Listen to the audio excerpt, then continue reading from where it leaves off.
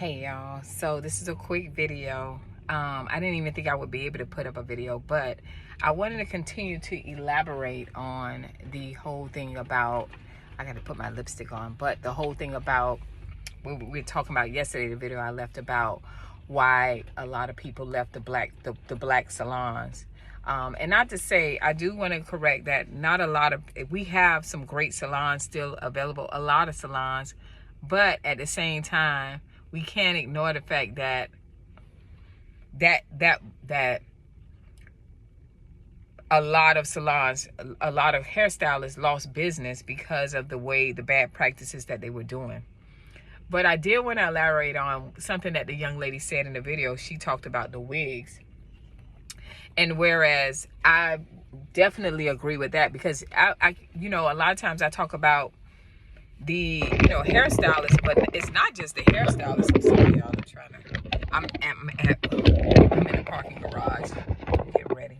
But anyway, it's not just that. It was not just the natural hairstylist. So I wanted to correct that. It was also the influencers. And if you see now, like, a lot of things are shifting when it comes to influencers, because you had influencers where companies were telling them, hey, take our product and show them this product, and you know what I mean, and then show how to style the hair. And that's where you had the DIYs, which was really, really cool. But the one thing the ladies talked about was like the wigs and how it took away the creativity. And I have to agree with her, whether it was hairstylists, I'm talking about licensed cosmetologists, natural hairstylists, or influencers, or just girls just saying, hey, I did this too, this is what I did to my hair. And that took a lot out of the game too, because you laying a wig on your hair and, like she said, cutting them out and making little eyebrows on your forehead, that's not creativity, And so it took away the creativity from hairstylists, where we would go in there and we would sculpt hairdos, or we would cut, we would style, we would color, we would make dimensional colors, we would do all those things. And it did take that away, the wigs did, because they got some bad wigs out there, right? So when she said that, I felt her. However, when it comes to the clients, where you fall short at, and I hate to say this, is that it did make you lazy. I always tell y'all, my ex always says, when y'all did when they start wearing them, those wigs and them weaves, he said, it makes you lazy because you don't want to touch your hair. And it's so, so, so true. And so a lot of us, of course, risk the fact of wearing wigs or getting weaves. And of course, we always talk about the fact that it's like you want to wear it for months. And I've had women come in and say, oh, we don't wear our hair for months. You do wear your hair for months.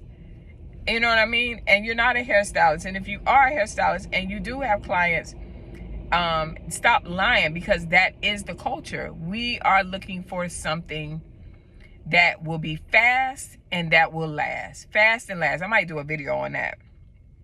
And so when she said that, I said, yeah, it took away the creativity, because you didn't even have to do color, because they do have some, like I said, beautiful hair. Now the difference is, and then what it did too, the way a lot of people did, or women did, or whatnot, just hairstylists in general, whether they were influencers or whatever, they were showing you the convenient and the fast way to put a hair system on, or even the clip-ons, hair extensions in itself. Is so many things. They even got the baby hairs that you can glue on your head. So they showed you the convenient way. And that is the difference. When you look at other salons, those salons, like the girl mentioned about the Egyptian salon, and then the other cultures, the Caucasian salons, the Hispanic salons, those women never strayed away from quality. A hairstylist there, I want to say women because it's men hairstylists too, they never strayed away from quality, right? And that's why they have people that come to them 20, 30, 40 years later, because they never strayed away from quality, and they never strayed away from good customer service. When you work into those salons, and I told you I have worked in those salons, like Dawn, my co-host on Beautypioneers, she had the liberty of having her own salons, and so it was all black salons, but I didn't have the liberty. I was the black girl that was always in the all white salons. But when you go to their salons, right, They do extensions. They do tape extensions. And even in that, they never wait. That time slot was waited out for them. Like, it was stretched out for them. So if they were getting tape extensions, right? Which is like $50. At that time, it was $50 a sandwich where you just slice and put them in. I don't know what they are now. But even then, and we knew we had to do color with them. We had to customize it or whatever. We stretched out 3-4 hours for that one client. But that one client was paying up. They was paying the money. And this is the thing with our culture, or the Black culture with women. We don't want, you say, oh, I'm not spending that kind of money. But you are. Because you're getting those bad installations or those bad wigs, and you see your hair thinning out. And guess what? Eventually, you're going to have to spend the money. So that is the difference when it comes to the culture. When it comes to, I'm talking about just the installations. They would stretch out 3 to 4 hours because they got to do color. They got to do the cut. They got to add the extensions in. And they got to customize it to them. And then they would let that client go. Then they got to blow dry. They got to do those things. But everything is done with quality. The product. Oh, shoot. Ooh, they don't want me to be great. I'm sorry, y'all. I'm still okay. The quality was great. Okay. The products quality was great. High-end quality products. The extensions are from the best. All right. The service is superb.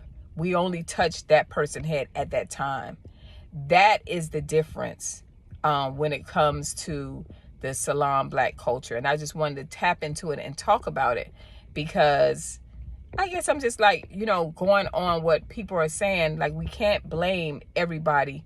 We have to look at the difference in things. And the one thing I would say that the other salons have mastered, the other race of people salons have mastered, they mastered quality, they mastered service, and they understood, even if they were great, they became celebrities or whatever, they understood that those people were the reason why they became who they were. And if hair salons and the stylists that are coming out and those who want to try again, if you get that type of mentality, you will have the clientele of your dreams, and you can retire off of that. You don't have to do any other job or anything like that. You can retire off of that, okay? And your clients will be so happy, and they don't want to leave you, because you got those clients, and I never wanted those clients who don't want to spend no money looking for a cheap deal. You keep doing that, and you don't look great when you're walking around with those cheap hairstyles. And then, at the end of the day, when you take that off, you probably are dealing with some hair issues. I never wanted those clients. So with that being said, I gotta go. But with that being said as well, if you are looking for one-on-one coaching, the new year, I am booked out for this year, for the rest of this year, which is only a few weeks. But we do have 2026 ready. I'm going to add a link there. I was supposed to do it yesterday, but I'm still getting it ready. You'll be able to book. You'll be able to fill out a form online. You'll be able to do everything there. And let's go ahead and get our hair back healthy with good quality hair, with quality products. Let me help you restore your hair back. All right. So I pray this video helps you. Don't forget to tune into Beauty Pioneers this Sunday at 7 p.m. on Beauty Pioneers. And I will see you guys next video.